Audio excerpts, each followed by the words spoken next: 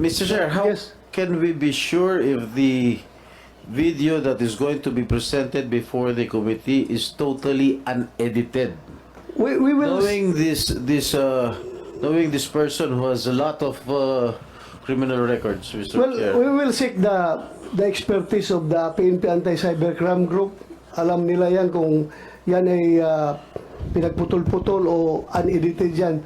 So, yung buong recordings mo, okay lang sa'yo kung papuntahin ko sa'yo yung PNP Cybercrime Group para to retrieve the recording.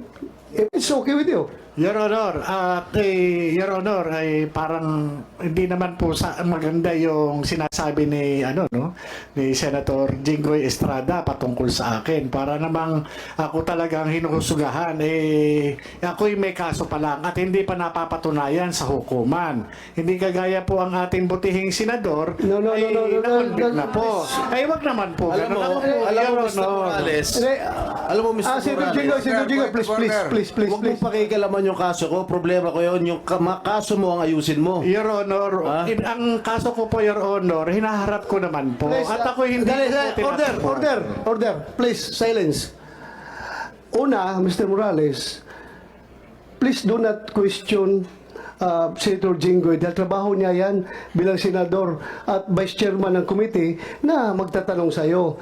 Pero kung sinasabi mo na nasaktan ka dahil ikaw akusado ka pa lang, siya konbiktado na, tapos pinapalabas na masama ka, well, that's your opinion.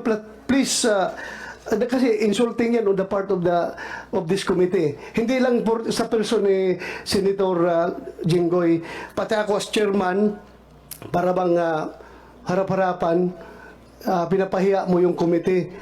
Ako, I'm just advising you. Hindi ako galit sa'yo, just giving you a piece of advice.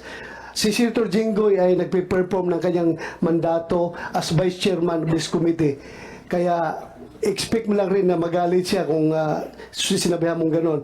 And we expect also na yung opinion mo na ganon. Pero sana huwag tayo humantong sa personalan dito, ha? Mawawala tayo sa ating objective. Okay? Yes, Sir Honor.